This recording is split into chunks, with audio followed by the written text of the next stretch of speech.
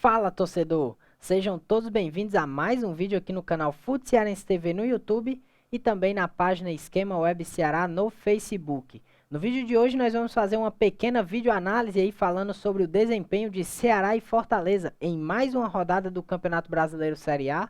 As duas equipes entraram em campo ontem, né? O Ceará na Arena Castelão e com o retorno do público recebeu o Internacional. O jogo foi 0-0, né? Teve uma certa emoção ali no segundo tempo, mas só no segundo tempo, né? Nós vamos falar um pouquinho sobre esse jogo, estratégia do Thiago Nunes e alguns destaques individuais. Da mesma forma, vamos fazer também com a equipe do Fortaleza, né? Que venceu o Fluminense fora de casa, em pleno Maracanã, Maracanã com mais ou menos 20 mil torcedores. O Fortaleza venceu por 2-0, conseguiu respirar do campeonato e deixar de lado a campanha ruim que vinha fazendo nesse segundo turno. O Leão se recupera e retoma sua colocação no G4, né? Assim como o Ceará, vamos falar também sobre os destaques individuais desse jogo e também a estratégia do Vojvoda. Então vem com a gente que está começando mais um vídeo.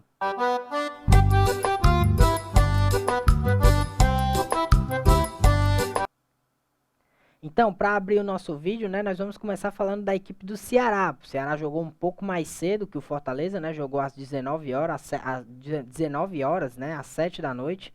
O jogo foi na Arena Castelão e contou com o retorno do público, né? Mais ou menos 2.800 e poucos torcedores acompanharam essa partida, quase 3.000, né?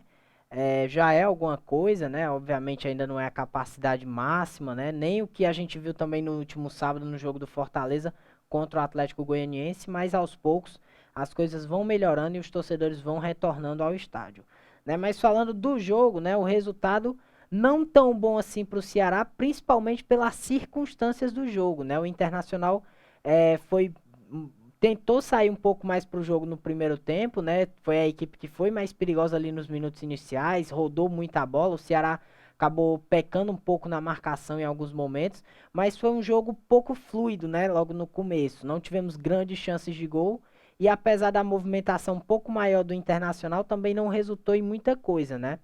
Mas mesmo tendo menos posse de bola, o Ceará foi o time mais perigoso, até mesmo no primeiro tempo, quando o Inter era superior, um pouco superior, né?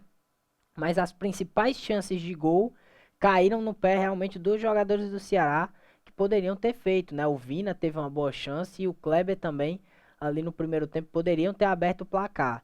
No entanto, acabou não saindo, né? E aí o jogo um pouco fluido acabou voltando para o segundo tempo e iniciando da mesma forma. O Thiago Nunes resolveu não mexer no time, né? E diga-se de passagem, na minha opinião, né? Obviamente, vai ter gente que discorda, mas na minha opinião, o Thiago Nunes errou ao botar no time titular o Kelvin e o Ayrton pelos lados, né? Apesar do Ayrton não ter feito uma partida ruim, o Kelvin foi mais uma questão que ele foi muito apagado, né? Participou muito pouco. E o Ayrton fez uma partida bem razoável, né? Mostra que pode ser um jogador importante. No entanto, não foi tão brilhante assim, né? Eu acho que o Eric e o Lima têm uma capacidade de entregar um pouco mais entre os titulares, até mesmo o próprio Rick, né? Eu acho que o Kelvin é um jogador mais útil ali, quem sabe entrando no segundo tempo, num jogo mais cadenciado e não num jogo de tanta intensidade que o Ceará precisa de tanta intensidade, né? Então, na minha opinião, o Thiago Nunes acabou errando um pouco nessa escalação inicial da equipe do Ceará. E no intervalo ele não mexeu, né? Ele resolveu voltar com o mesmo time, mudou ali a estratégia. Porém, o jogo voltou na mesma, né? Pouco fluido, as duas equipes, um jogo muito brigado. Inclusive, no primeiro tempo, tivemos muitas paralisações, apenas 26 minutos de bola rolando no primeiro tempo, né? De 45, né? Mais ou menos, 49, né? Com os acréscimos, mais ou menos. Só tivemos 26 minutos com bola rolando, é muito pouco. Foi um jogo muito pegado, né? Com muitas faltas. Então, isso atrapalhou um pouco o andamento da partida no primeiro tempo. Mas no segundo, o Ceará deu uma melhorada lá um pouco depois dos 20 minutos, 20, 25 minutos, que foi quando entrou exatamente o Eric e o Lima na equipe, né? Os jogadores entraram ali para fazer os lados do campo e o Ceará teve um pouco mais de profundidade, algo que não vinha tendo com o Ayrton e com o Kelvin, né? Não que sejam maus jogadores, mas porque às vezes parte muito da característica. Então, o Eric entrando lá pelo lado direito, jogando com o estreante, o lateral direito Igor, né? Que a gente vai falar um pouco depois sobre ele também, sobre essa estreia dele.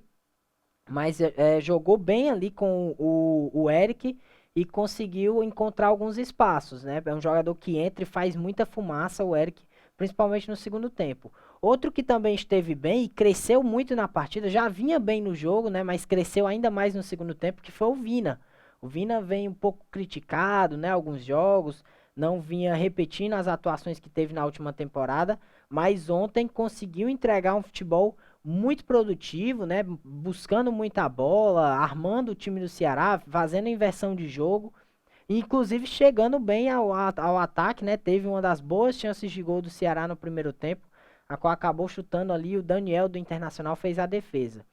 Então o Ceará teve essa melhora e essa evolução, né? E depois começou a acuar a equipe do Internacional, que não tinha muita reação. O Internacional não tinha poder de contra-ataque, então o Ceará estava num momento bem tranquilo na partida com relação à defesa, mas com dificuldades ainda de criar grandes chances, apesar de estar melhor no jogo. E também quando chegava, chegava com muito perigo, né?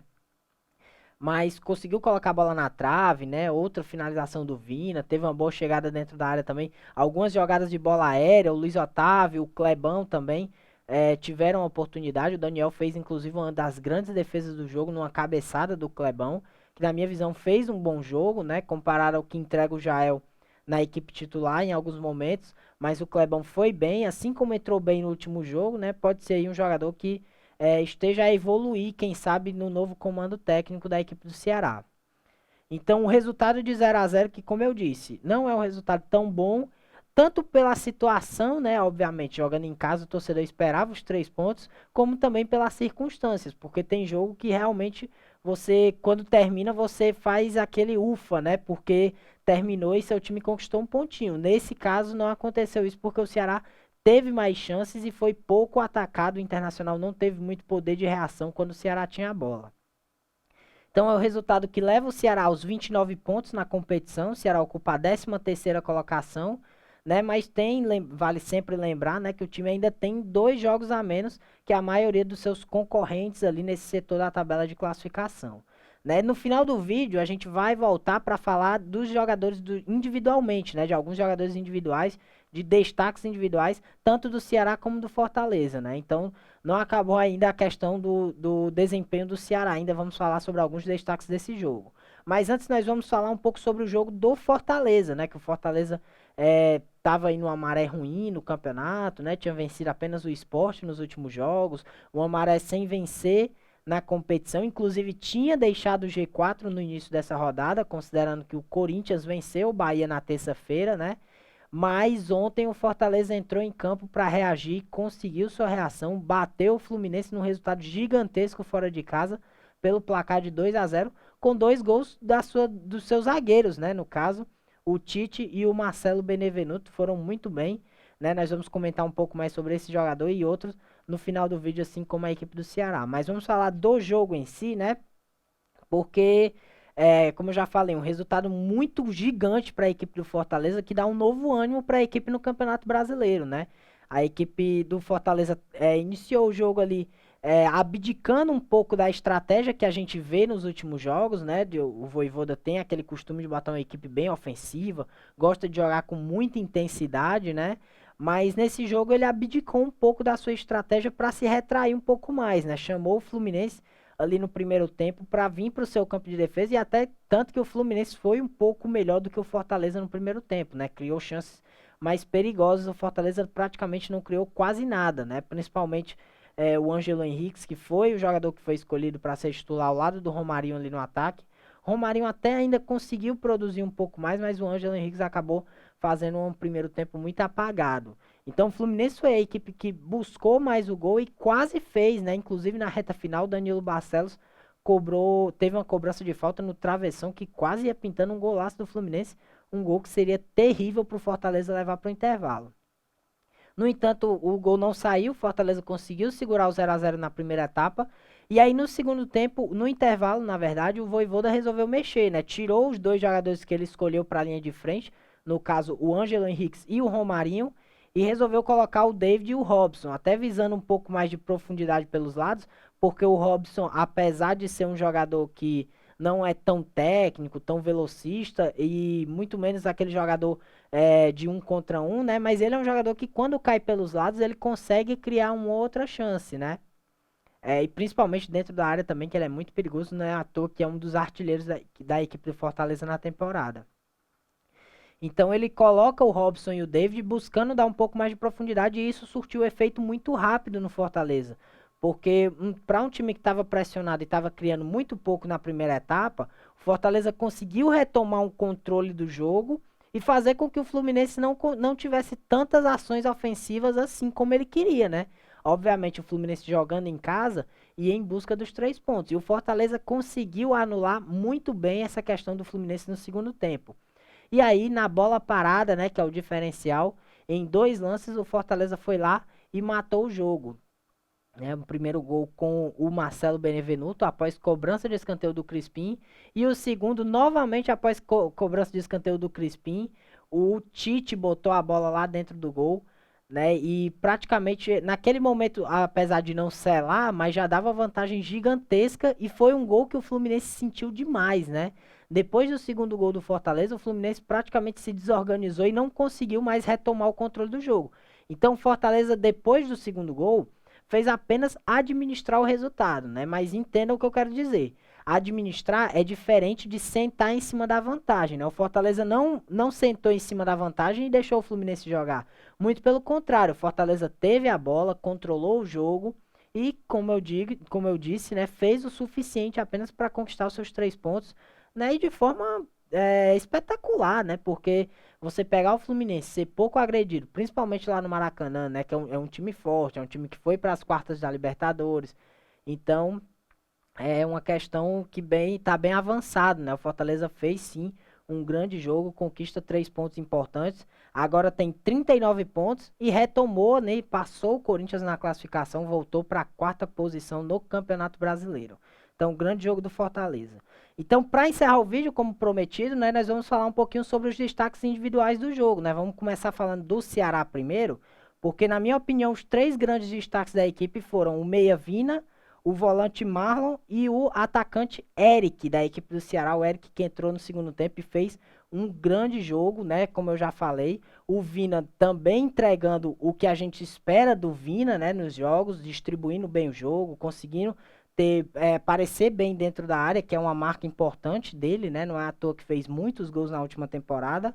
E o Marlon no meio-campo se entendeu bem com o Sobral. O Sobral, apesar de estar fazendo uma partida um pouco abaixo, o Marlon foi bem, né? Não estava tão bem assim no primeiro tempo, depois conseguiu se recuperar no jogo e entregar muito para a equipe do Ceará. E para encerrar do Ceará, né, nós vamos falar, como prometido também, sobre a estreia do Igor, né? O Igor que veio para substituir o Gabriel Dias, na minha opinião, fez um bom jogo, né? Foi muito bem defensivamente, conseguiu ajudar a equipe no ataque em alguns momentos, dar opção de jogo. A gente precisa, obviamente, de um pouco mais de tempo para analisar esse jogador e ver o que ele pode apresentar em campo, né?